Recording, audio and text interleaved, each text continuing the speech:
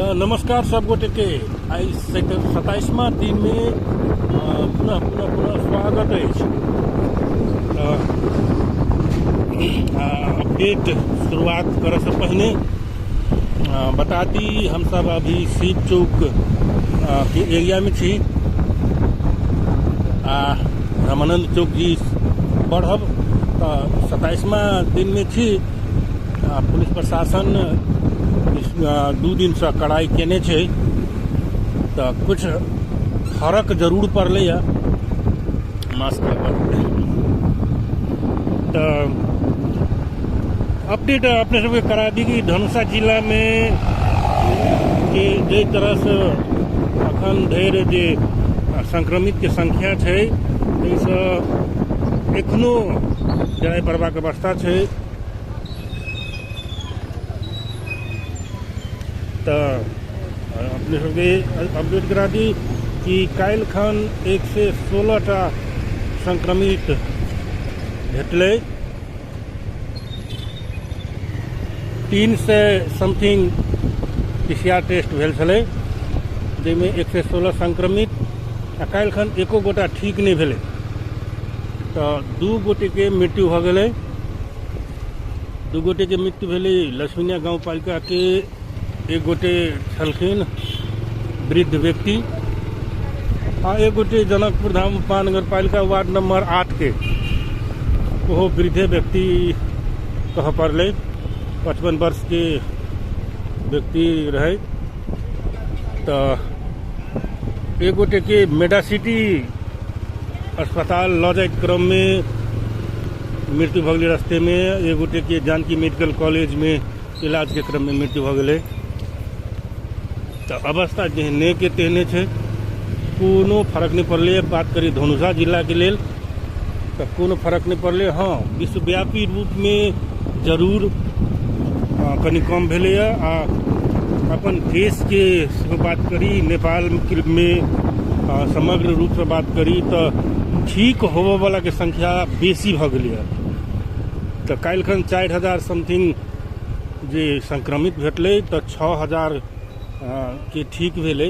तो वही अनुसारे अवस्था सुधारोन्मुख है। मुदा धनुषा जिला के जे बात कल जाए तो धनुषा जिला में अखन सुधार के कोनो संभावना नहीं देखल जा रहा है।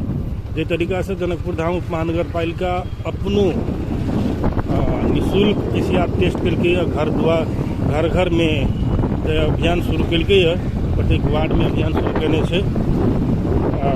काल्हि खन करीब 250 व्यक्ति के PCR टेस्ट कल गेल है। वही की रिपोर्ट अखन धरि नहीं अलै है। आइयो PCR टेस्ट भेलै वार्ड नंबर 2 लगायत के स्थान में।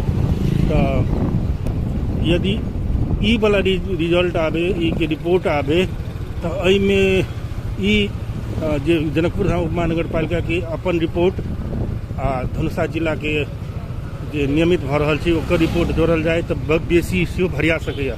ई अस्पताल के अवस्था से अस्पताल के आगाड़ी में देख सकै छी भीड़ भाड़। अस्पताल के आगे में भीड़ भाड़ भइए जाइ छै। कोरोना बीमारी आवे चाहे कोनो महामारी आवे, मुदा रोगी के संख्या में कहियो घटोतरी नहीं होते। रोगी सब भरले रहे छै अस्पताल। तो 12 बीघा के आसपास में छी। तो हम कही छलहुँ हैं कि धनुषा जिला के अवस्था के तो लगे हाथ 12 बीघा के सेहो दृश्य देखा दी। 12 बीघा जखन जलमग्न अवस्था में छे, पोखरि बनि गेल छै 12 बीघा। अहू प्रति जनप्रतिनिधि सबके ध्यान देनाइ बहुत आवश्यक है। तो हम धनुषा जिला के अवस्था के बारे में बता रहल छलिए। तो धनुषा जिला में अखनो डेराई पड़बाक अवस्था है। आइए जनकपुर धाम उप महानगर पालिका मेयर से हमारा बातचीत भेल छल। उनकर कहब छलै कि जे प्रदेश के राजधानी है जनकपुर धाम में, प्रदेश के विभिन्न ठाव सब व्यक्ति सब अबै छै एहिठमन। मुदा प्रदेश सरकार जे किसिम से चाँकि लेबाक चाही PCR टेस्ट के कोरोना संक्रमण रोकऽ के लेल जे तरीका से चाँखि लेबाक चाही से ओहि मामला में एकोटा कोनो किस्म के सहयोग नहीं केलकैए। जाहि तरह से जनकपुर धाम महानगरपालिका छै एहिठमन ओकरा से समन्वय करक चाही जे नगरपालिका में जे तरह से बढ़ि रहल छै संख्या, तो गुणात्मक हिसाब से धनुषा जिला में जे संख्या अपने सब देखे छी 116 काल्हि खन के, तो ओहिमे से बेसी जे संख्या छै वो जनकपुर धाम उप महानगरपालिके के छै। ताहि कारण से मेयर के कहना छलै कि ई संख्या के घटाबऽ के लेल हरदैलो अभियान जे PCR टेस्टिंग कयल जाए तो ओरिजिनल रूप में एतै कतेक संक्रमित के संख्या छै। तो ताहि कारण से नगरपालिका अपन निजी खर्च में विपद व्यवस्थापन समिति के निजी खर्च में संचालन केलकैए। तो रामानंद चौक पर छी हम सब। रामानंद चौक पर ओहिसँ पहले हम कहला छलिए कि जे नगरपालिका विपद व्यवस्थापन समिति के निर्णय द्वारा PCR टेस्ट कर रहा है, घर घर में जाकर घर घर आदमी सबके बजबै छै, प्रत्येक वार्ड में संचालन केने छै। उनकर कहब छलै कि यदि सरकार जे इजाजत दे यदि तो निःशुल्क खोप के व्यवस्था कयल जेतै, नगरवासी सबके लेल निःशुल्क खोप वितरण कयल जेतै आ ओहिके लेल 50 लाख रुपया सेहो छुटिया कऽ राखल गेल छै।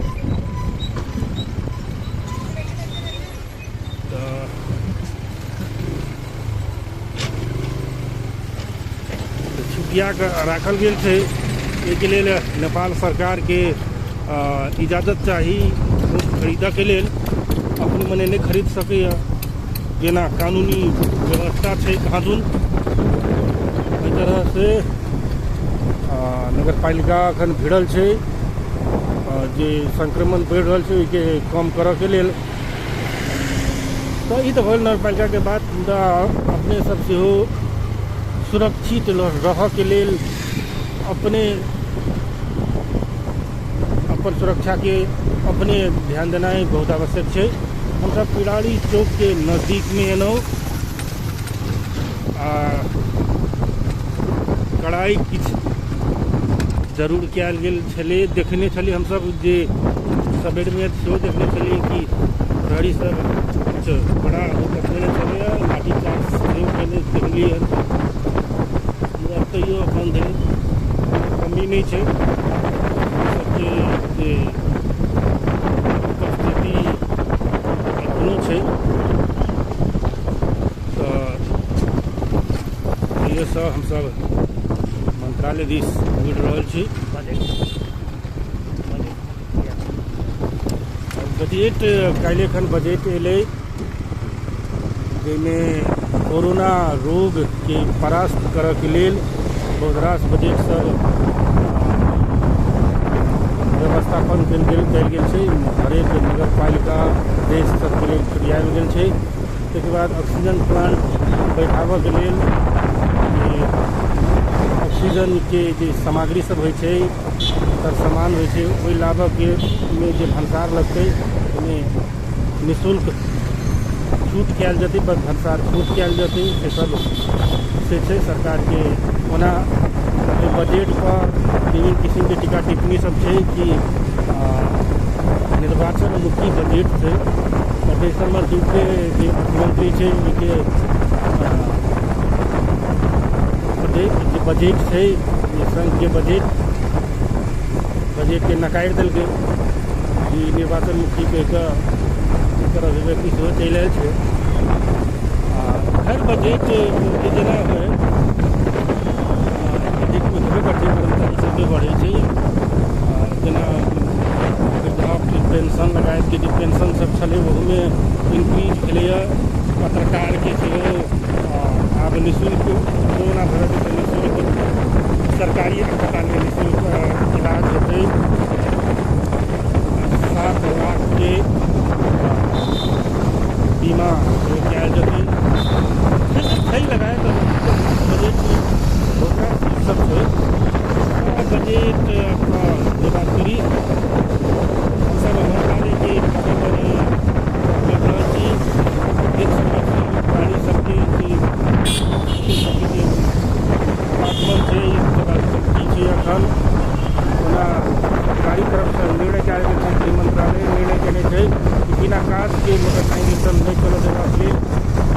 जाए, मगर हिसाब से शासन से कड़ाई नहीं पड़ी है देखल गेल छै। भ सकैए अगिला बेर कोरोना के फर्स्ट टर्म जो रहे ताहि में बहुत कड़ाई कयल गेल रहे, नागरिक सबके बहुत तकलीफ भेल रहे में, तो भ सके प्रशासन किछु ढील करने होते, अथवा दोसरो भ सके मधेश छै, मधेश प्रति विभेदी सोच नस्लवादी चिंतन रहे छै, तो आब प्रत्यारोप नहीं लगायत। मुदा की छै विश्लेषण नहो सब कर सकै छियै। नागरिक सुरक्षा खास करके मधेसी के जे स्वास्थ्य सुरक्षा पर सरकार सोच रखने रहे छै छै विश्लेषण तकनीक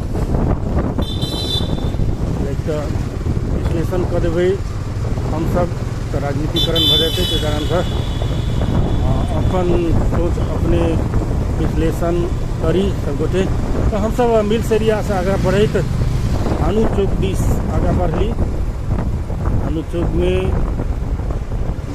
जे अवस्था छै सब दिने जकाँ छै, कोनो खासे फर्क नहीं छै। सुनसान कहल जाए चाहे किछु कहल जाए, कुछो फर्क नहीं छै, सेम टू सेम छै।